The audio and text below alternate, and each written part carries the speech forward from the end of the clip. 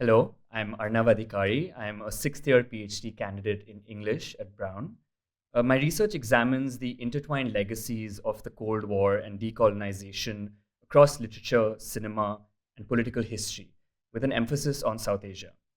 Now, while I'll outline my larger project in a moment, my work for the Cogut Fellow Seminar focuses on one particular idea that appears throughout the decolonizing world in the period of my inquiry, and that's emergency. The seminar project thinks both about the authoritarian event of the Indian emergency of 1975, as well as emergency as a concept that traces how exceptional power is imposed through political forms. My claim is that Cold War conditions of emergency produced corresponding scenes of emergence in the postcolonial situation. That is, forms of resistance that participated and reproduced structures of emergency rule.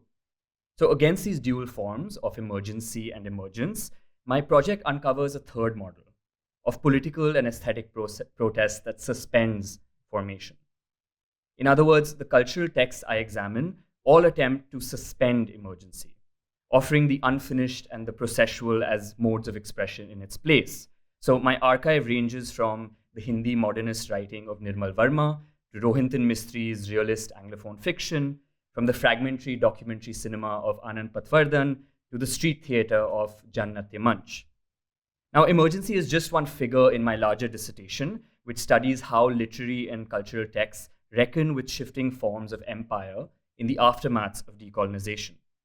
Building on a resurgent scholarly interest in the global Cold War, the dissertation begins in 1970s South Asia, a belated moment when utopian futures are becoming past, solidarity and nationalist movements are transforming under an emergent network of capital. Now, as I began investigating this period, marked by multiple suspensions of the suspended revolutions, lagging nationalisms, etc., I came across several cultural works that were resisting formation, the formation that was imposed both by emergent nationalist movements as well as revolutionary projects.